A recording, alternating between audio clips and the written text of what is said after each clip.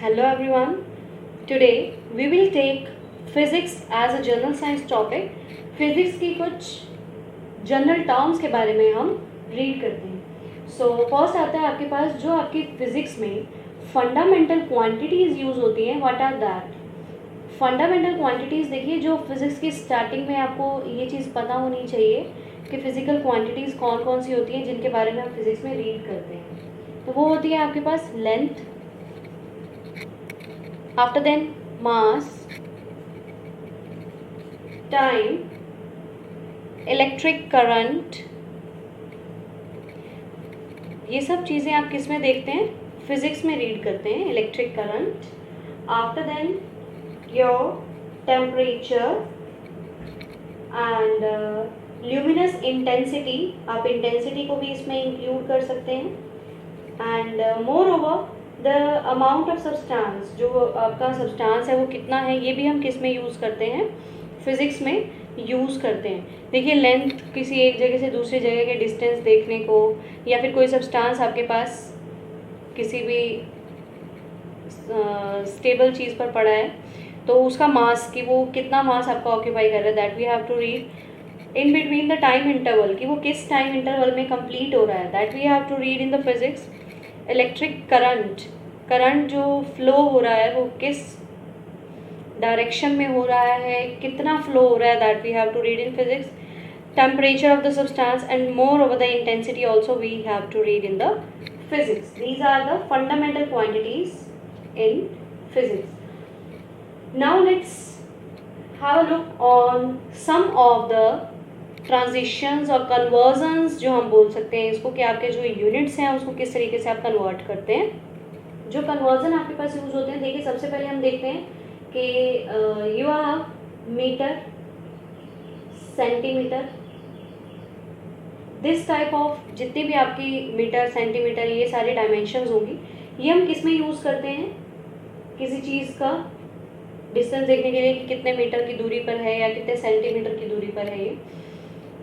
If we are having the small dimensions, तो हम उनको कन्वर्ट कर सकते हैं विद रेफरेंस टू देयर, कि आपको जिसमें भी चाहिए. Like if you are having the dimension in the centimetre and you want in metre, so what is the conversion in between that? अगर वो बहुत स्मॉल क्वांटिटीज़ में दी हुई है तब भी आप उसको किस तरीके से चेंज करते हैं. So let's see. 1 centimeter is equals to 10 raised to power minus 2 meter.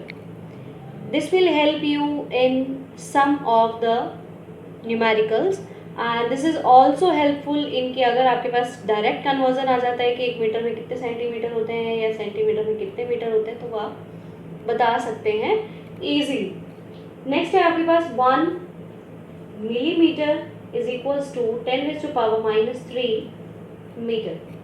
If you are having this 1 micrometer, so that is having the 10 raised to power minus 6 meters. देखिए, बहुत छोटी छोटी सी क्वांटिटीज़ हैं जिनको आप मीटर में चेंज कर रहे हैं, और आप इसको रिवर्स भी कर सकते हैं. Like if you are having 1 metre then it will be 10 raised to power 6 micrometre. After then आता है आपके पास 1 nanometre. 1 nanometer is equals to 10 raised to power minus 9 meter. You're having 1 angstrom. So 1 angstrom is equals to 10 raised to power minus 10 meter. So this type of your quantities conversion is there, कि जो आप dimension को change कर सकते हैं. And these basically the dimension used in the physics. Some of the numerical consist of these transition, जिनकी वजह से आपका जो आंसर है वो ठीक नहीं आता है. कई बार तो आपको डायमेंशन को उसको कन्वर्ट करना पड़ता है. So these help in the conversion of the dimension in the numericals. After then the term comes light year. आपने सुना होगा एक लाइट ईयर होता है. तो what is the value of that light year? Light year is equals to 9.46 into 10 raised to power 15 metre.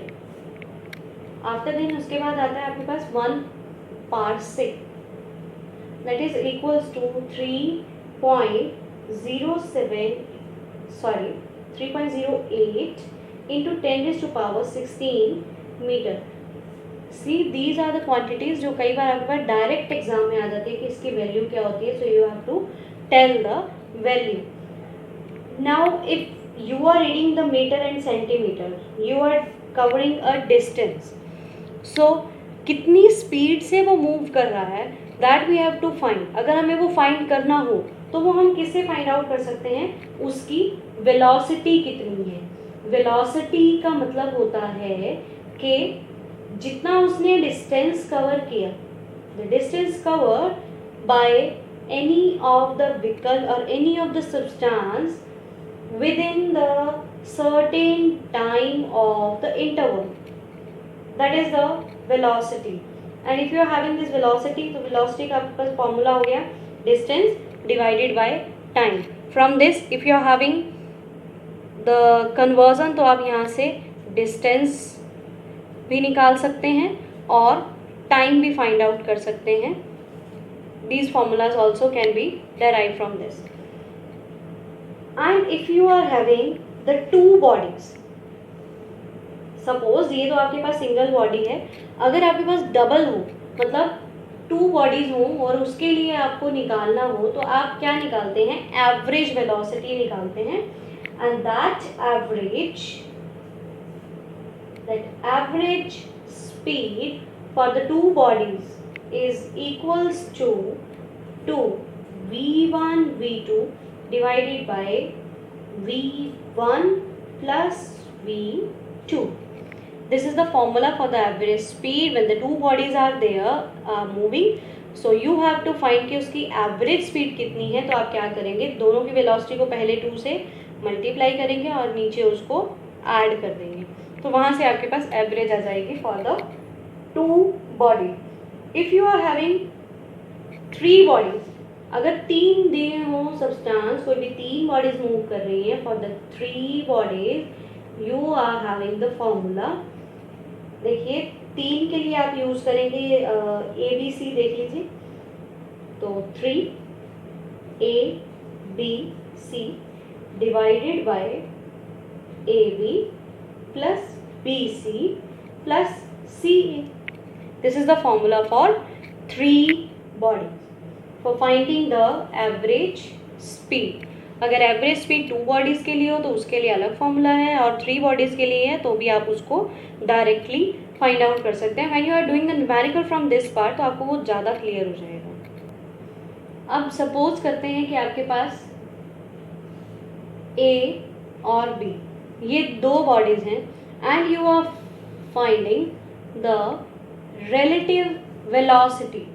So what will you do for the relative velocity? relative velocity के लिए देखिए सबसे पहले हम symbol लेते हैं v for the velocity. after then if you are finding for b a, it means velocity of b with respect to a आप find out कर रहे हैं. तो जो आपके पास फॉर्मूला आएगा that will be V B minus V A. जितनी वेलोसिटी वी की आप उसमें से वी ए को माइनस कर देंगे. And if you are having V A B तो वो क्या होगी, velocity of A with respect to the B. So that's having the formula V A minus V B. तो ये ध्यान रखेंगे जब भी हम रिलेटिव वेलोसिटी निकाल रहे हैं तो किसके विद रिस्पेक्ट टू निकालनी है, उसमें से वो माइनस होगा. ये कई बार हम मिस्टेक कर देते हैं तो ये ध्यान में रखिएगा. देखिए b with respect to a, so we have to minus b minus velocity of a. But अगर हम a b का निकाल रहे हैं तो वहाँ से क्या होगा, a में से b को माइनस करना पड़ेगा. जो आपके पास क्वांटिटीज़ आती हैं वो यही इतनी ही चेंज होती है कि आपके पास जो आंसर है वो यहाँ से मिस्टेक हो सकता है. सो यहाँ से आप रिलेटिव वेलोसिटी को फाइंड आउट कर सकते हैं जब भी आपको फाइंड आउट करनी है. उसके बाद आपके पास आता है when the body is moving with a velocity v1 and within the time interval t1. एक तो ये हो गया, ठीक है. and v2 velocity for the time t2. मतलब ये आपके पास वेलोसिटी दी हुई है और ये आपके पास टाइम दिया हुआ. This is also the velocity and time. So what we have to find? We have to find the average velocity. what is the average velocity for this if the body travels with the velocity v1 with the time t1 and v2 with the time t2.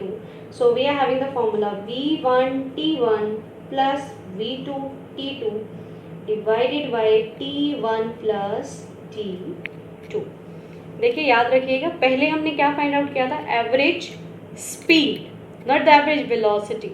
But if you are having the velocity there, so you have to find the time interval.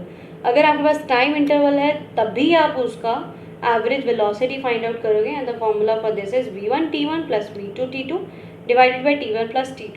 It means velocity of first multiplication with t1 time same as v2 t2 और t1 और t2 आप दोनों time को denominator में add कर देंगे तो वहाँ से आपके पास क्या आएगा, एवरेज वेलोसिटी.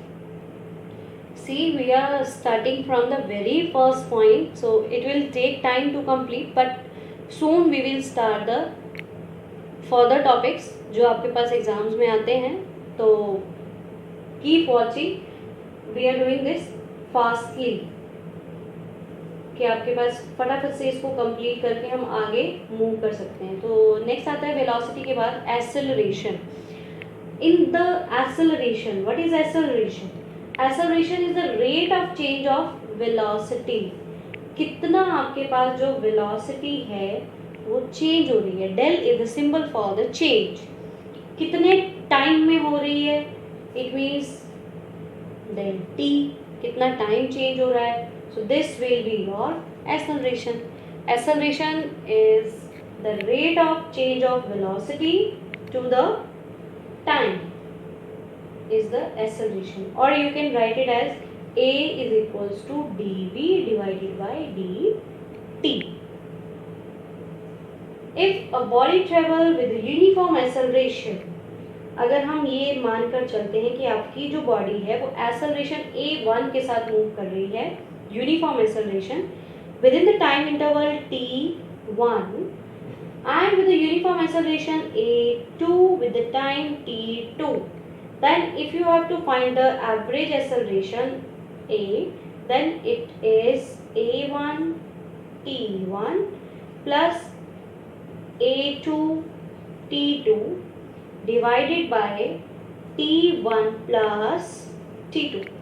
सो एक्सेलरेशन क्या हो जाएगी आपके पास, complete a1 t1 plus a2 t2 divided by t1 plus t2. So this will be the acceleration. तो जो आप ये स्पीड, वेलोसिटी, एक्सेलरेशन कर रहे हैं, इनके जो फॉर्मूलाज हैं देखिए वो एग्ज़ाम में आते हैं और इम्पॉर्टेंट भी हैं. With the units you have to remember this. इसको आपको यूनिट के साथ याद रखना पड़ेगा. इन द नेक्स्ट क्लास हम फिज़िक्स को आगे बढ़ाएंगे. ये आज हमने जनरल पार्ट ख़त्म किया, आगे और इसके कुछ पार्ट्स हैं that we will discuss in the next class. Till then goodbye. Please share, like and subscribe my channel. In the last video I have asked about a question that what is the formula for the urea and what is the formula for acetic acid. तो जो इसका formula है देखिए, urea का formula है आपके पास NH2CONH2. This is the formula for urea. And for the acetic acid it is CH3COOH. देखिए acid के लिए आपके पास OH ग्रुप लगा हुआ है, COOH. So this is the your formula for the urea and acetic acid. Today's question is you have to tell the units for speed, velocity and